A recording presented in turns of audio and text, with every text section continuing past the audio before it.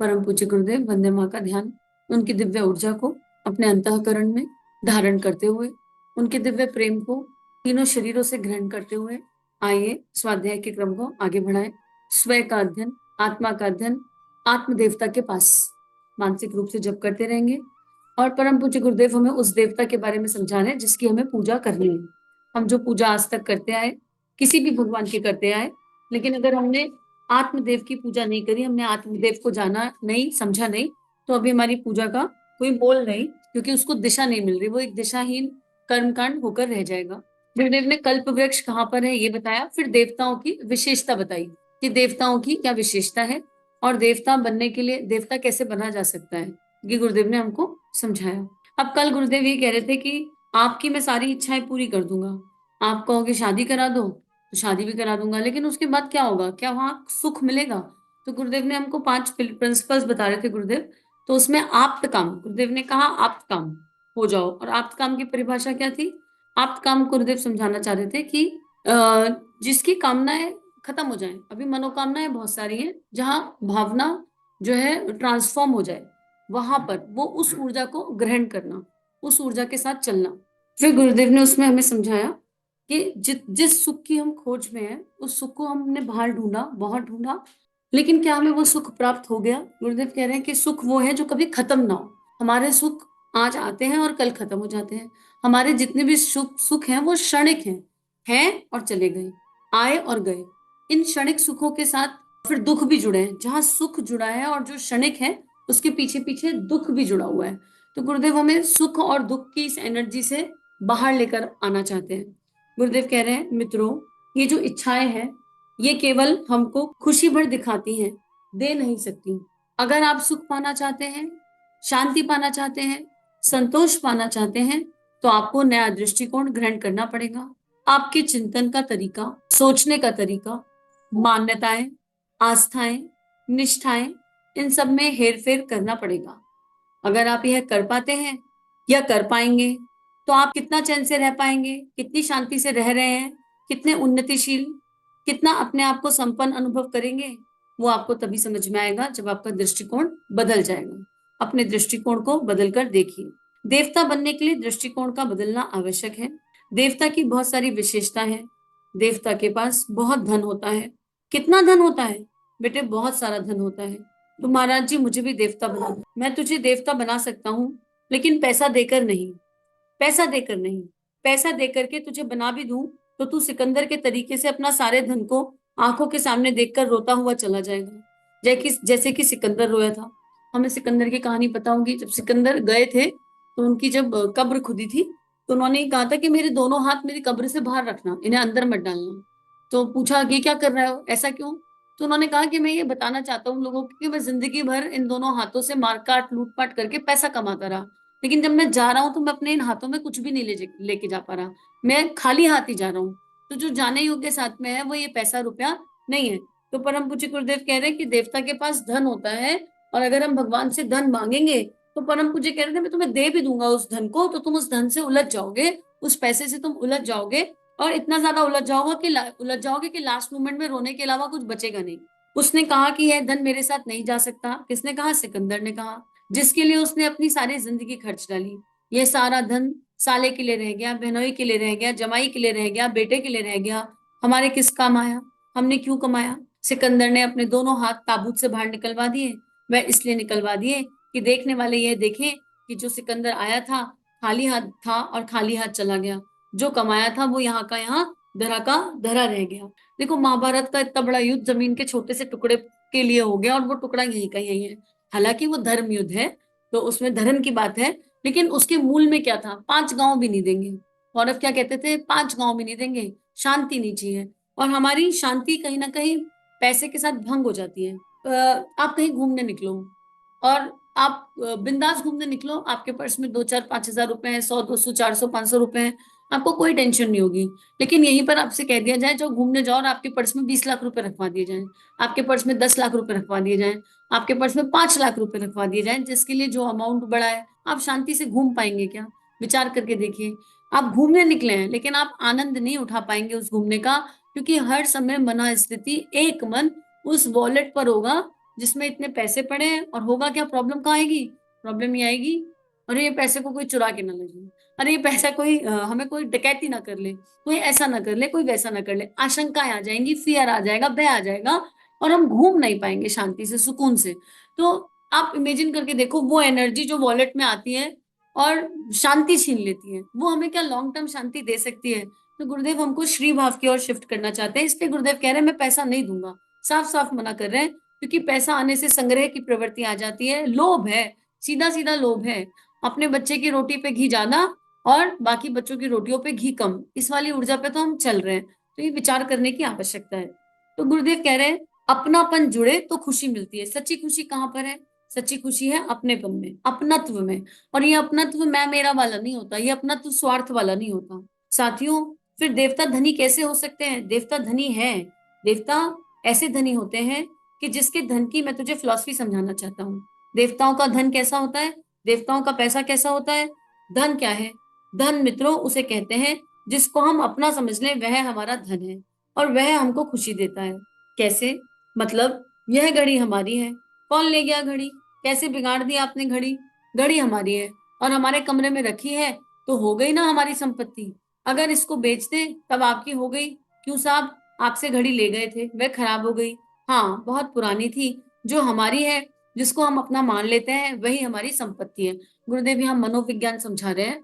मनोविज्ञान क्या है? मेरी आत्मा का प्रकाश जिस चीज पर पड़ जाता है, और जिस चीज को मेरी आत्मा का वो प्रकाश अपना मन में, हृदय में, विचारों में कह देता है, वो मेरी अपनी हो जाती है।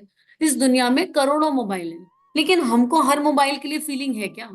हमारे मोबाइल के लिए, इनफैक्ट घर में भी 10 मेंबर हैं, तो घर में 10 मोबाइल है मान लो, लेकिन अपने मोबाइल के लिए जो एनर्जी क्रिएट होती है, वो बाजू वाले के मोबाइल के लिए नहीं होती। अपना मोबाइल गिर जाए तो क्या हृदय की गति होगी? ढुक ढुक ढुक ढुक, क्योंकि उसके पीछे क्या है? मैंने पैसा खर्च करके लाया। वहीं पर बाजू वाले का गिर जाए ना, तो उतना दुख नहीं होगा। अपने मोबाइल में अपना डेटा है, हमारी ये चीज है, हर चीज के पीछे हमारा शब्द आएगा। हमारे फोटोग्राफ है, हमारे वीडियो है, हमारा डेटा है, हमारी बैंकिंग सर्विस है, हमारा ये है, हमारा वो है। या हमारे, या उन मोबाइल, वो मोबाइल गिर जाए जिसमें हमारी श्री लगी है, या किसी का टूट गया और हमको नया दिलाना पड़ेगा। मान लो बच्चे के हाथ से मोबाइल गिर गया, तो मोबाइल गिरने का या मोबाइल टूटने का दुख नहीं होगा, वहां किसका होगा? अरे अब हमारे और पैसे खर्ची हो जाएंगे बच्चे को नया मोबाइल दिलाने के लिए।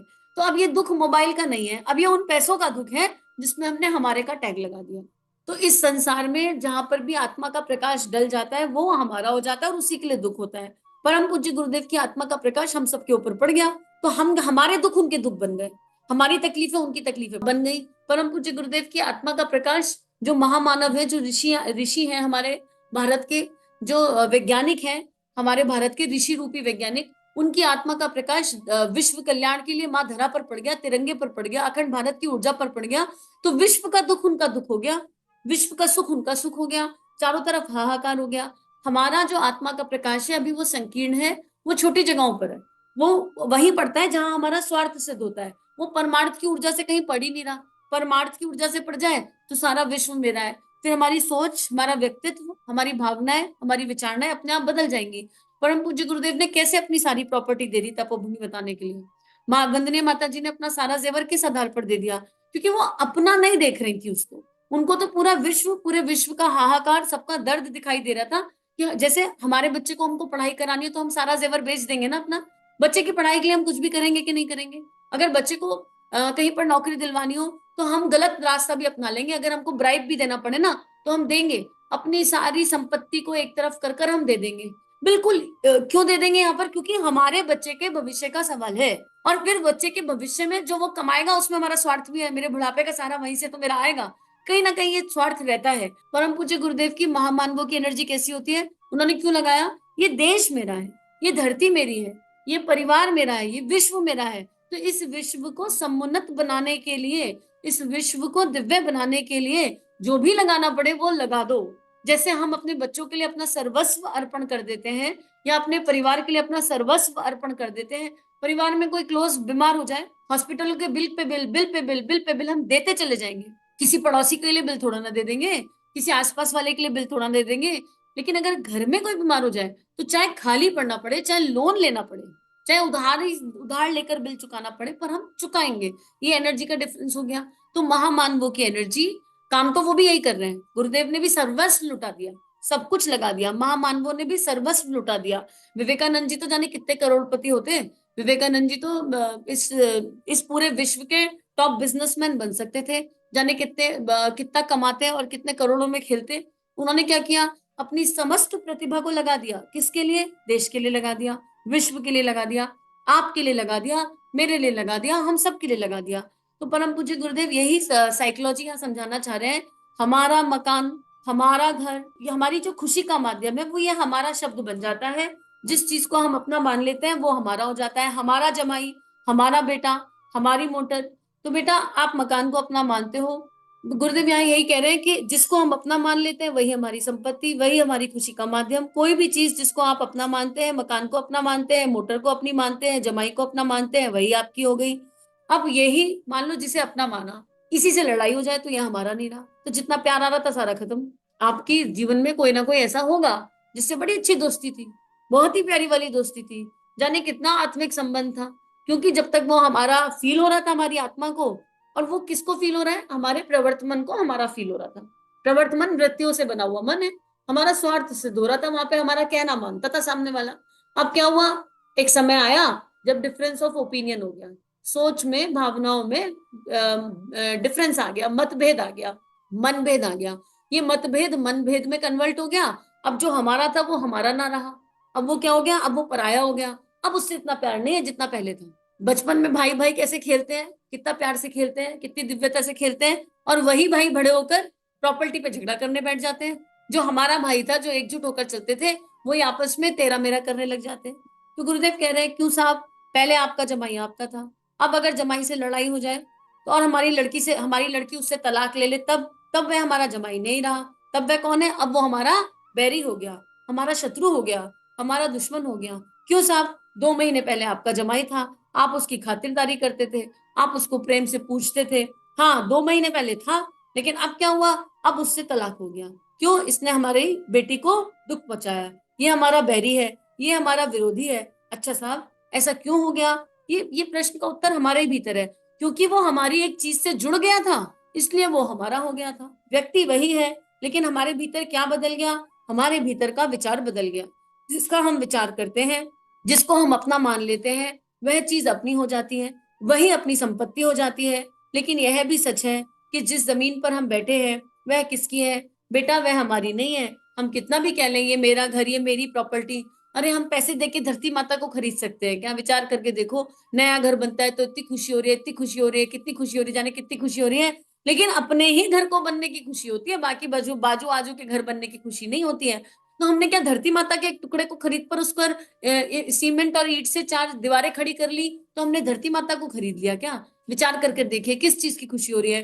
ये तो प्रभु की अनुकंपा है, उस परमात्मा की कृपा है कि इस धरती की एक भूमि के टुकड़े ने हम पर कृपा करी और कहा तुम आओ मेरी गोद में, यहाँ पर रह लो, मेरी गोद में यहाँ पर विश्राम कर लो। अगर ये एनर्जी आ जाए तो फिर घर चाहे अपना हो चाहे घर किराया का हो, अंतर खत्म हो जाएगा। फिर आप उस जगह को साफ रखेंगे, अच्छा रखेंगे। नहीं तो क्या अंतर होगा? किराए के घर है तो थोड़ा खराब भी हो गया तो क्या, और अपने घर में एक खरोंच भी आ जाए तो दिक्कत परेशानी, क्योंकि वो मेरा घर है और ये किराए का घर है। ये भेद भी खत्म हो जाएगा जब बात समझ में आएगी सही वाली। तो गुरुदेव कह रहे हैं कि बेटा ये जमीन तेरी कब थी? ना आज है ना कल थी। यह ब्रह्मा जी ने बनाई थी। किसने बनाई थी? ब्रह्मा जी ने बनाई थी। और कब बनाई थी बेटे? करोड़ों वर्ष पहले बनाई थी, जब हम बैठे हुए थे। उसे उसे पटवारी, ब्रह्मा जी के पटवारी खाते में देखकर आ, ये जमीन किसकी है बेटे? ये लाखों आदमियों के नाम हो चुकी, लाखों आदमियों के नाम इस पर आए और गए, काटे जा चुके, और इसके आगे यह जमीन खत्म हो जाएगी। तब हम जैसे, जब हम खत्म हो जाएंगे तब हमारे जैसे लाखों आदमियों के नाम इस जमीन पर दर्ज होते चले जाएंगे, और फिर लाखों आदमियों के नाम काटे जाएंगे। जिस धरती के टुकड़े पर आज हम रह रहे हैं, उससे उस टुकड़े पर 10,000 वर्ष पहले भी कोई रहता होगा, 5,000 वर्ष पहले भी कोई रहता होगा, कभी ना कभी तो कोई रहेगा। और क्या हम जीवन काल के लिए इस पर रहेंगे? आने वाले समय में भी इस पर कोई रहेगा, हमें पता है क्या? तो गुरुदेव यही कह रहे हैं। अब इमेजिन करके देखिए, अगर हम इस आत्मा के प्रकाश को, ये जो हमारा है, इस आत्मा के प्रकाश को थोड़ा बड़ा कर दे, थोड़ा बड़ा एक्सपेरिमेंट कर कर देख लेते हैं। अब अगर हम इस आत्मा के प्रकाश को 5 तत्वों पर डाल दें, धरती माता मेरी है, सूर्य देवता हमारे हैं, पवन हमारी है, गगन हमारा है। अब अगर इसको हम हमारा मान लें, अभी कहने से तो नहीं हो पा रहा ये हमारा, ऐसे कैसे? हमारा है पर हमारी प्रॉपर्टी थोड़ा ना है। क्यों नहीं हो पा रहा? धरती माता को कोई पॉकेट में थोड़ा ना रख लेंगे गोल गोल लपेट कर, है पवन देवता को या आकाश को थोड़ा सा कैद करके अपने अंदर सीमित कर लेंगे, कि अपने अंदर बसा लेंगे। हमारी समस्या ये है कि हम मनोविज्ञान के अनुसार हम जिसको हमारा मान लेते हैं ना, हम उस पर कॉपीराइट चाहते हैं। हम उसको अपने, जैसे मकान मेरा है तो एक पेपर का टुकड़ा है, एक पेपर के टुकड़े पर एक स्टैंप हो गया, एक सिग्नेचर हो गया, उसने मेरे लॉजिकल ब्रेन को सेटिस्फाई कर दिया कि now this paper says that this property is mine, और उस लॉजिकल ब्रेन ने मन को सुकून दे दिया। अब मैं कह रही हूँ कि आकाश मेरा है, पर मुझे कोई स्टैंप पर लिख कर नहीं दे सकता ना आकाश तेरा है, इसलिए मुझे सेटिस्फेक्शन नहीं हो रहा कि आकाश मेरा है। आकाश है, हम सबका है। अब हमें इस एनर्जी को बड़ा करना है। हमें कौन से स्टैम्प पेपर पे साइन चाहिए इस चीज के लिए कि गगन मेरा है, गगन हमारा है, हम सबका बराबर बराबर है। अपने भीतर झांक कर देखो, अपने भीतर भी तो ये आकाश भरा हुआ है, अपने भीतर भी तो ये धरती भरी हुई है, अपने भीतर भी तो ये ईश्वर भरा हुआ है। तो ईश्वर तो हमारा ही है। समस्या ये है कि हम उसके नहीं हो पा रहे। अगर हम उसके हो जाएं, हम ये कहें अब आकाश तुम हमारे हो कि हमको नहीं पता, हो कि नहीं हमको नहीं पता, लेकिन हम तुम्हारे हैं। हे माँ धरा, तुम हमारी हो कि नहीं हो हमको नहीं पता, लेकिन हम तुम्हारे हैं। हमारी समस्या ये हो जाती है कि हम किसी के होना ही नहीं चाहते, हम सबको अपने कंट्रोल में रखना चाहते हैं, पर हम किसी के कंट्रोल के अनुसार चलना नहीं चाहते। प्रवर्तमान लॉजिकल ब्रेन बुद्धि, इस पर गहन चिंतन करके देखिए। ये शरीर पंच तत्वों से बना है, फिर भी इन पंच तत्वों को हम हमारा नहीं मान पा रहे, क्योंकि वो कहीं पेपर पर नहीं है। वो मेरे साथ मेरी कॉपी, मेरे कॉपीराइट पर चल नहीं सकता। मोबाइल मेरा है क्योंकि मैंने उसे पॉकेट में डाला और मैं जहां मर्जी ले चलूं, मेरे अनुसार चलता है। हमारे बच्चे भी एक टाइम पर हमारे नहीं रहते जब वो हमारे कहे अनुसार नहीं चलते, उन बच्चों से मन मुटाव हो जाता है। जड़ चीज अगर अपनी, हमारी तो हालत ये है कि जड़ चीज भी अगर अपनी मर्जी से ना चले ना, मान लो आप मोबाइल या लैपटॉप पर काम कर रहे हो और वो ना चले, तो हमारा गुस्सा उन पर भी निकल जाता है। क्या है तो हर समय परेशान करते रहते हो। हम लैपटॉप पर भी चिल्लाने लग जाते हैं, अपने हाथ पैर मार देते हैं, कई बार चीजों को तोड़ देते हैं। क्यों तोड़ दे रहे हैं? अरे भाई वो नॉन लिविंग थिंग दिख रही है तुमको, उसने इतना तो साथ दिया, एक दिन थोड़ा टेक्निकल इशू आ गया, नहीं चली, तो उससे लड़ाई झगड़ा करने का क्या मतलब है? हम तो जड़ से भी लड़ाई कर ले अगर वो हमारा कहना ना माने। तो हमने हर उस चीज को हमारा कहा है जिस पर हम अपना अधिकार मानते हैं, और हम स्वयं पर स्वयं का अधिकार छोड़ना नहीं चाहते। इस पर गहन चिंतन की आवश्यकता है। ये एकदम चिंतन का विषय है। जब तक ये चिंतन नहीं करेंगे तब तक गुरुदेव की ये मनोविज्ञान वाली बात समझ में आएगी नहीं।